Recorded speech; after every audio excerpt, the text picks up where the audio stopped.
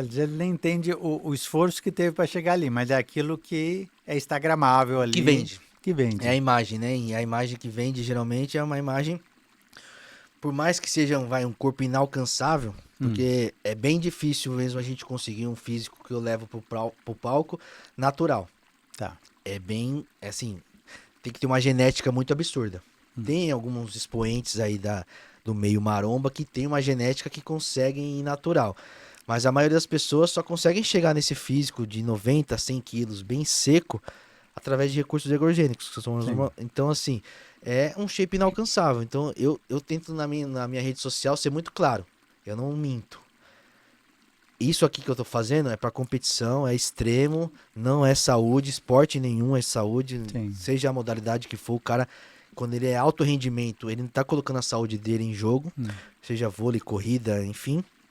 Então, assim, se esperem nas minhas atitudes e não no meu estético. É, porque na verdade, se você for pegar um jogador de futebol, ou de vôlei, ou de natação, ele também tem um período muito curto de auge, porque é extremo, né? É o Você tá... extremo. E aí depois ele vai pensar em vida, tipo, pós-esporte, né? E eu acho que também não é muito diferente do Não, a fisiculturista. gente. Por exemplo, eu tenho na minha cabeça que eu não vou seguir esse alto rendimento, até porque, como é um hobby, eu não ganho dinheiro É, diretamente com isso, pra mim não faz sentido eu encurtar minha vida, eu prejudicar minha saúde a ponto só pra manter um esporte. Então, assim, tem mais aí uns 2 aninhos aí de vida no esporte, tá, depois mantém um físico estético, possivelmente bem menor, não beirando 100 quilos, mas beirando ali os 85, estético, tá. comercial, fazendo meu trabalho com a expertise que eu adquiri todos esses anos treinando, fazendo tudo certinho e entregando para as pessoas, porque eu sei as estratégias que funcionam para quem tá com hormônio ou não.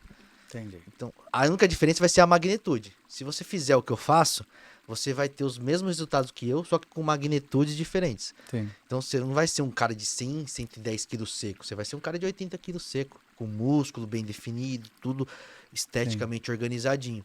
Então, fazendo o que eu faço, eu falo para todos os alunos, faz o que eu faço, só que natural, você vai ter um ótimo físico, acima da média. Tipo assim, a gente já é acima da média só de ir pra academia. Sim, A população mundial já não frequenta. sim. E se você fizer tudo certinho, você vai ter assim, acima da média de quem treina. Então você já vai ser um É expoente ali. outra, é É, a nata do processo isso. ali. Então, assim, Aí, pensando nisso, hoje o Prado entendeu o processo, é um empresário. É, como é que você lida com o seu dinheiro? Como é que você pensa daqui a 10 anos, daqui a 20 anos? então, é o que a gente comentou. Eu tenho que aprender a investir melhor e mais assiduamente, né? Hum. Aquela disciplina que eu tenho no É, treino, que você tem no treino, você tem que ter eu tenho no. que ter nos aportes. Até vou compartilhar algo que recentemente eu saí do aluguel e fui para casa própria. Sim, Porque o que eu tinha investido não me gerava proventos suficientes para eu pagar o meu aluguel. sim. E aí o aluguel estava muito caro. Eu falei, se eu financiar um apartamento, eu vou pagar metade do que eu pago de aluguel. Para mim é mais vantajoso. E você está formando capital, né? Isso. Aí eu falei assim, cara, eu pago 4 mil de aluguel. Eu vou pagar 2 mil de financiamento. Já caiu pela metade. Vai sobrar 2 mil para eu fazer alguma coisa que é aportar. Nesse Perfeito. primeiro momento eu tinha que fazer toda a parte de moradia, né, para poder ficar habitável, mas assim que passar essa fase, eu tenho esse fôlego Para para pensar, continuar aportando, para que lá na frente, aí sim o dinheiro trabalhe por mim, os proventos que legal. sejam um retorno. Então assim, eu comecei com esse pensamento lá mesmo, um pouquinho antes da pandemia que eu mencionei, Sim, fiz um bom capital, tenho ali, fiz algumas cagadas ali, né, que é normal, sim, faz parte do processo de faz de aprendizagem, né? aprendizagem. E só que aí ficou um bom dinheiro e eu falei, cara, funciona. É só ter a mesma disciplina que eu tenho em treinar, em fazer dieta e fazer os aportes mensais e não ter a displicência de pegar o dinheiro e ficar gastando. Então até uma preocupação minha. A competição me desvirtua dos investimentos, porque se ela estiver atrapalhando meu propósito, esse dinheiro eu não quero gastar. Então eu já começo a pensar muito bem se vale a pena eu continuar investindo em competições, se isso for comprometer os meus aportes de investimento. Então, assim, E hoje, entre as pessoas que competem, que estão lá, que vocês devem se conhecer bastante, todos têm essa sua visão empreendedora ou tem gente que faz por fazer?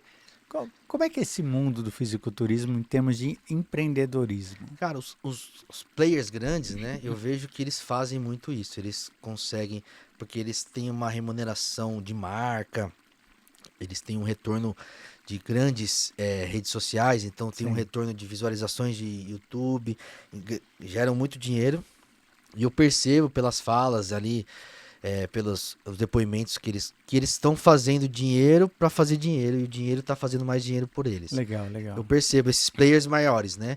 Aí o que eu vejo quando eu desço a escadinha da questão da visibilidade do meio do fisiculturismo, Hum, que as pessoas comprometem o orçamento para competir.